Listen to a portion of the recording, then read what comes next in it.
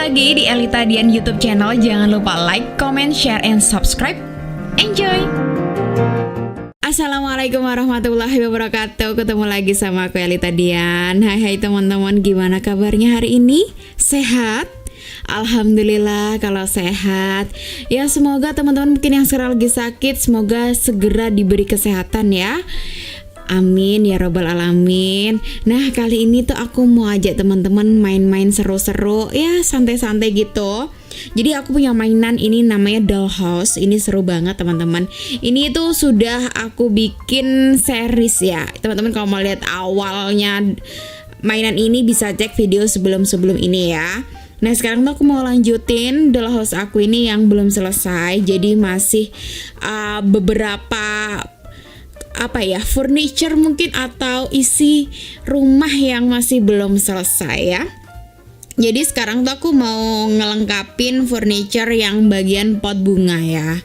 Rak pot sih sebenarnya teman-teman. Nah menurut desainnya itu di rak pot bunganya tuh ntar ada kayak tumpukan buku-buku gitu loh ceritanya. Lebih ke ini nggak tahu ya, ini ceritanya rumpukan koran atau rumpukan kok jadi rumpukan ya. Tumpukan maksud aku ya. Jadi tumpukan koran atau tumpukan buku ya. Kayaknya sih kalau dari lihat gambarnya sih tumpukan koran gitu mungkin ceritanya ya teman-teman. Ya anggap aja seperti itu. Meskipun aku gak terlalu paham banget, ya kita ikutin aja lah sesuai desain mainan ini ya. Aturan mainnya gimana kita ikutin aja, gak usah ngelawan ya kan. Pakai protes segala, gak ikut bikin ngedesain mainan pakai protes ya kan. No ya. Ya kita have fun aja lah ya. Ini mainannya tuh cuman ya ngerakit gitu loh teman-teman. Nah sekarang tuh aku lagi bikin koran ceritanya. Nah ini tuh udah aku gunting sesuai template-nya. Jadi ini template yang sudah dari mainan ini ya. Nah menurut buku petunjuknya cuman dilipat begini jadi 4 tuh. Pertama, terus kedua seperti ini. Kita lipat sama rata begitu sih. Nah kalau sudah, sekarang aku mau ambil talinya. Jadi ceritanya kayak diikat gitu ntar ya kan. Kan biasa ada tuh ya kalau di rumah itu tumpukan kertas-kertas, tumpukan koran-koran, tabloid yang diikat pakai tali rafia gitu kan. Ya enggak sih teman-teman? Kalian ada yang kayak gitu nggak? Kalau aku ada banget. Di rumah itu kayak selalu ada gitu ya, tumpukan koran-koran bekas gitu kan, atau tumpukan buku-buku bekas sekolah gitu ya. Terus nanti ujung-ujungnya dirombeng ya, diloakin ya. Kalau diloak kan jadinya cuan ya. Ya rupiah-rupiah masuk gitu kan. Nah sekarang ini tapi tumpukan korannya tuh mau dibikin kayak estetik gitu loh. Jadi tumpukannya bukan sembarang tumpukan. Jadi tumpukannya sangat estetik banget ya. Jadi talinya bukan tali rafia, ceritanya tuh kayak tali-tali rotan gitu ya kan. Terus ada bunga-bunganya gitu. Ini sebenarnya tumpukan koran apa surat cinta ya sebenarnya? Kok ada bunganya segala gitu kan? Aku sebenarnya juga nggak terlalu ngerti ya maksudnya dari mainan ini tuh, ini tumpukan kertas ini ceritanya apa gitu ya? Ya maklum ya, si desainer mainannya juga nggak WA aku sih sebenarnya, nggak curhat-curhat sama aku juga ya kan? Mana aku tahu isi hatinya. Begitulah teman-teman ya. Ini aku coba sebisa mungkin untuk menali tali seestetik mungkin ya. Aku juga gak ngerti gimana caranya biar ini tali estetik ya.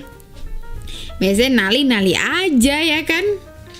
Ini pakai estetik segala gitu kan. Sekarang itu kayaknya gila-gila estetik ya gak sih teman-teman? Apa-apa estetik gitu kan.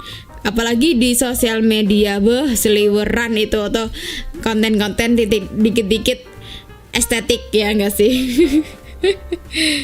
Tutorial minum kopi secara estetik, minum teh secara estetik gitu ya enggak sih? Ada enggak tuh? Nah ini tuh di tali-tali gitu aja sih. Ini talinya tuh bahannya kayak bahan rotan gitu loh kayaknya, menurut aku sih teman-teman. Atau jerami ya ini, atau semacam kayak tanaman kering gitu loh. Entah daun kering atau jerami kering gitu ya. Ngomongin soal jerami, aku jadi inget zaman SD.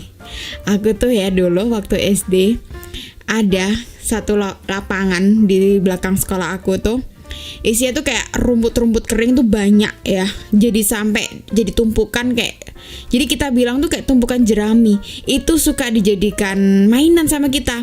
Mainan kayak dibikin kayak sarang burung kayak gitu-gitu. Seru banget kayak zaman aku tuh. Aku cukup bervariatif ya, berwarna sih hidup aku sepertinya. Zaman-zaman SD ada main-main jerami gitu kan. Jadi kayaknya zaman aku kecil SD atau SMP mungkin itu nggak full gadget gitu kayak anak zaman sekarang, ya nggak sih?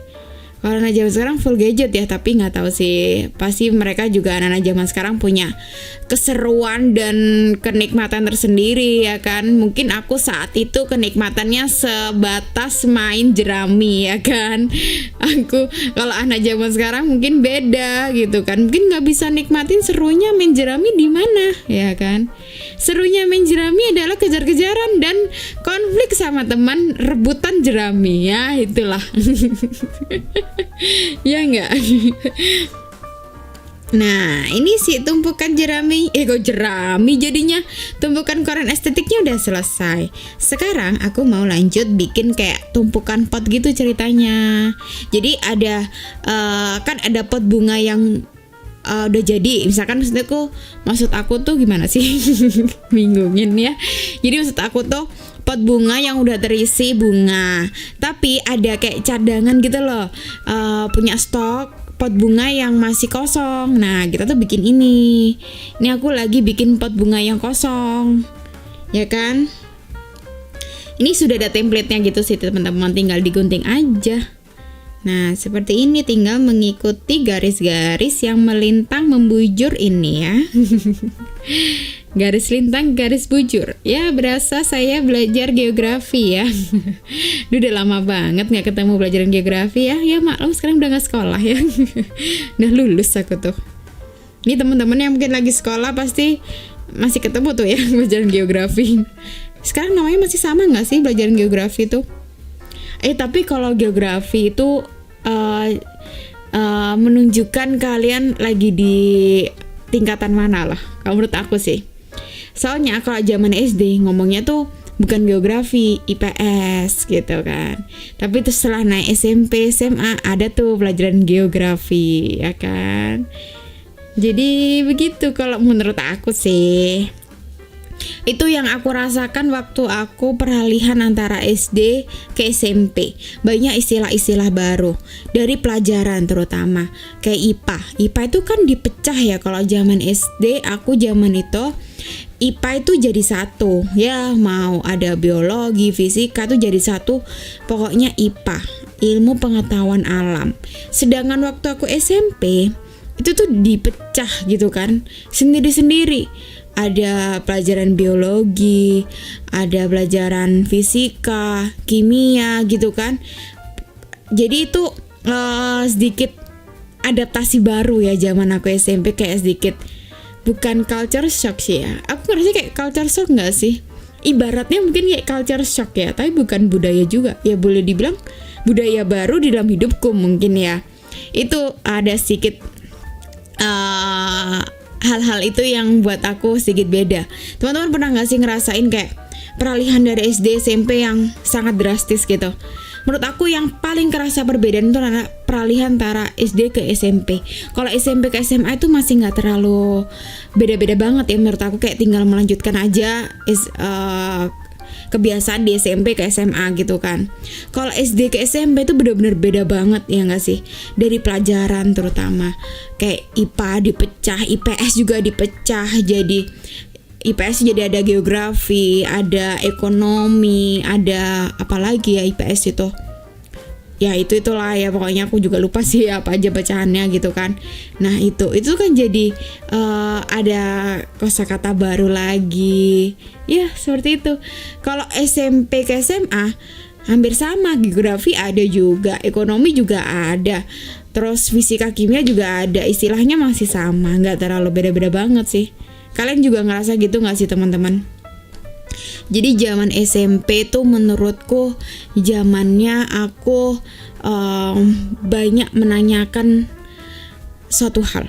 Ini kenapa begini? Oh ini kok begini ya? Ini begitu begini begitu. Jadi itu mungkin awal mula otakku mulai kepake ya. Ya mungkin sih ya, soalnya zaman SD aku emang orangnya tuh di otak aku tuh isinya cuma main. Jadi aku tuh males belajar waktu ke SD. Tekad aku mau mulai belajar ntar waktu SMP aja deh gitu. Ya jadinya kena batunya sendiri waktu SD itu.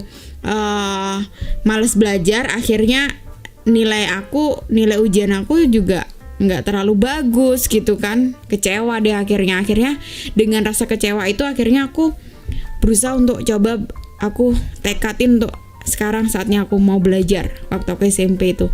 Nah waktu aku mulai membiasakan diri mulai belajar gitu kan, agak sedikit memaksakan diri banget sebenarnya, karena yang tadinya nggak biasa belajar jadi belajar gitu kan.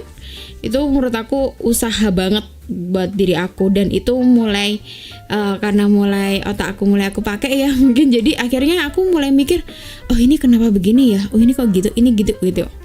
Nah waktu aku SMA udah mulai nggak terlalu bertanya-tanya banget, karena tinggal lebih mencari jawaban aja ya, mencari jawaban dari yang ku pertanyakan zaman aku SMP gitu. Waktu aku SMP itu lebih ke bertanya, ini kenapa begini ya, kok ini kok gitu, ini kok gini, ini gini gitu. Tapi waktu SMA mulai lihat, oh ini kok begini, oh ini tuh begini, ini begitu gitu. Sampai kuliah semakin berkembang lagi. Sampai sekarang ya terus ya, manusia hidup seperti itu terus ya kan? Ya nggak teman-teman? Kalian ada yang ngerasa gitu nggak sih? Buat aku ya, bertanya ke diri sendiri itu penting banget. Mengerti diri sendiri, membiasakan untuk mengenal ya diri kita sendiri tuh. Aku tuh sebenarnya maunya apa sih? Aku tuh sebenarnya orangnya kayak gimana sih? Itu menurutku penting ya. Kadang itu yang bisa ngebantu kita untuk menyelesaikan keruwetan yang ada di pikiran kita ya. Kadang kan kita suka memusingkan sesuatu yang nggak penting gitu kan. Nah itu mungkin mengurangi hal-hal itu ya dengan mempertanyakan ke diri sendiri ya, berkomunikasi dengan diri sendiri gitu. Asal jangan ngomong-ngomong sendiri terus gitu kan, gila dikira nanti sama orang gitu kan. Jangan senyum-senyum sendiri juga. Begitu. Ya begitulah kira-kira cerita-cerita kali ini. Jadi kita sambil mainan ini, sambil cerita-cerita gimana aja, gitu aja ya teman-teman. Kita ngobrol-ngobrol santai aja gitu. Kalian boleh komen juga di bawah, enaknya kalian kita tuh ngobrolin apa, mungkin di next video gitu ya. Mungkin sekarang yang lagi happening apa gitu kan. Sekarang kan lagi bulan Ramadan ya teman-teman. Alhamdulillah sudah nyampe ke hari keberapa ya? Aku syuting ini tuh pas hari ke belasan, hampir 20-an kayaknya ya. Ini soalnya pas syuting ini aku pas lagi mens gitu kan, barusan. Jadi ini aku barusan bersuci sih ya. Jadi insya Allah nanti malam aku udah mulai sahur dan besoknya aku udah puasa. Nah kemarin pas aku mens ini aku mungkin kelewatan gitu ya, nggak ngitungin hari ini hari keberapa. Biasanya soalnya keingetnya hari ini hari keberapa itu waktu taraweh di masjid kan, biasanya imamnya nyerita bilangin kalau sekarang alhamdulillah kita udah di puasa hari ke ini gitu kan. Nah pas aku mes kan nggak taraweh di masjid tuh ya, jadinya akhirnya nggak ingat lupa gitu kan ini hari keberapa. Pokoknya seingat aku sekarang alhamdulillah sudah puasa kita mungkin sekitar 2 minggu atau 10 harian mungkin ya teman-teman, sekitar itu kayaknya ya. Tapi nggak kerasa sih ya, udah mau selesai aja. Kita kayak sedih gitu ya. Ternyata cepat banget berlalunya gitu ya. Apalagi momen-momen Ramadan ini kan momen-momen yang ya momen-momen yang sangat bermakna ya. Dengan kita buka bersama, dengan keluarga, sahur bersama, itu kan momen-momen yang jarang kita lakukan pas nggak bulan Ramadan gitu kan. Tarawih gitu kan, tarawih di masjid itu kerasa banget sih, kayak bisa kumpul bareng sama teman-teman lain gitu kan, sama saudara-saudara kita gitu kan di masjid, itu kerasa banget. Itu momen-momen yang aku kangenin di bulan Ramadan. Kalau kalian momen apa yang paling kalian kangen di bulan Ramadan, boleh komen di bawah ya teman-teman. Nah, alhamdulillah udah jadi pot yang aku bikin tadi. Sekarang mau aku tata. Nah, sementara aku taruh atas dulu seperti ini ya kan. Kita lanjut di video selanjutnya ya teman-teman. Sampai dulu kita video kali ini. Dah, assalamualaikum warahmatullahi wabarakatuh.